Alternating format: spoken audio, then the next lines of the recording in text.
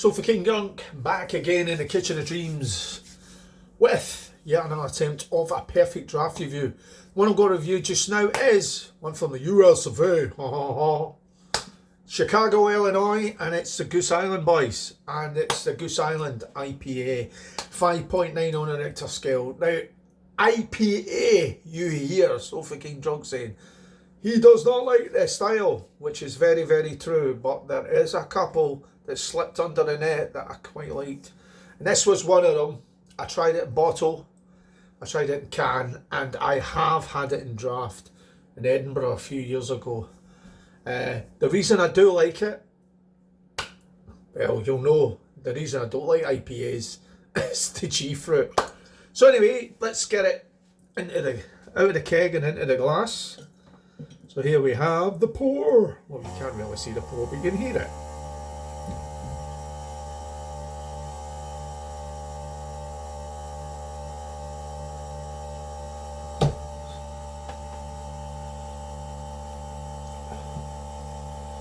Leave a little bit for my beak to get in there. So here we have it. Usual sort of IPA haze about it. Little chill haze, but then again, it's always got that little bit of haziness to it. So let's go in for the nose. What am I picking up? You do actually get a little bit of the grapefruit on the nose, but very, very subtle. It's got a sort of a bready appearance. A little bit of bread.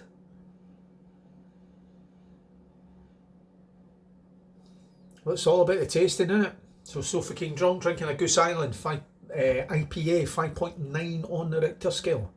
Slanjiva. And all to my American friends out there. Slanjiva. Let's see what it's all about.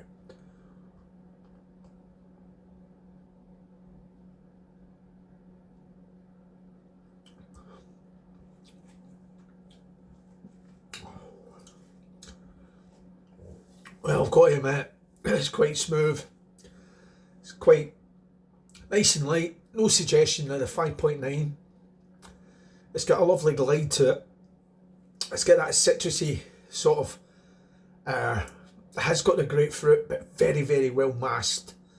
There's a little bit of a citrus, maybe a little bit of citrus lemon into it. It's got a really, really good backbone.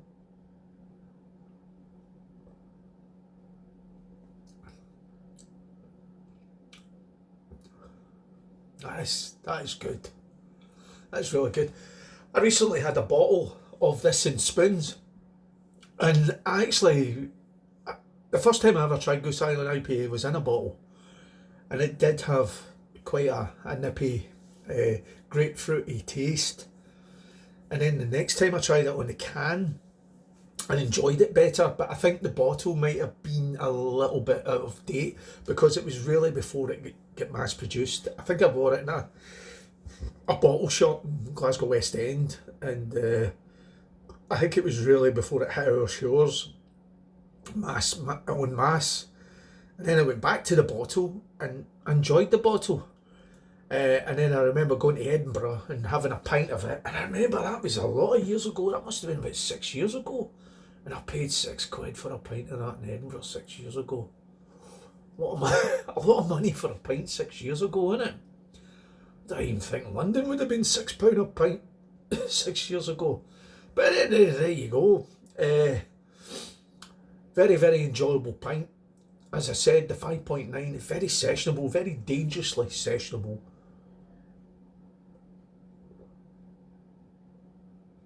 I've got the old Perfectdraft machine, which freezes the balls off everything, to be honest with you. And for a beer like that, that's sitting, I've got that just now.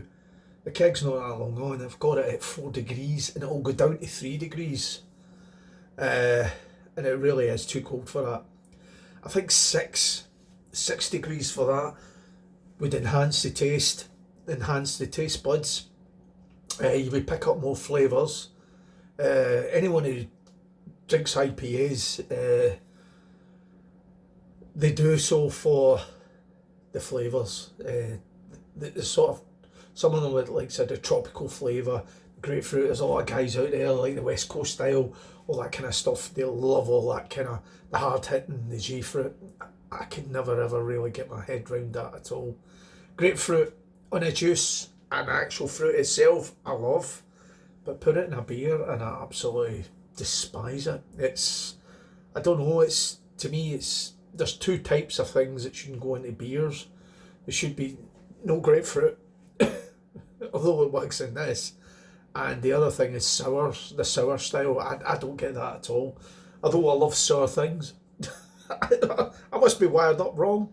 So anyway, is it one I'm going to drink again? Yeah, quite easily. As I said, I've just popped a keg of that on, and it's pouring nicely.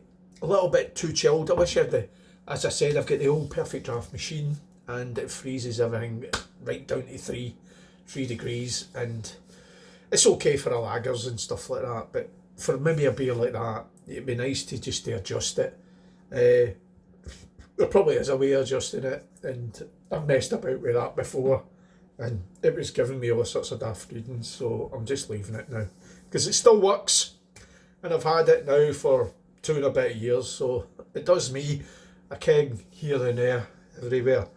So anyway, is it one I'm going to drink again? Yeah, it is one I drink again.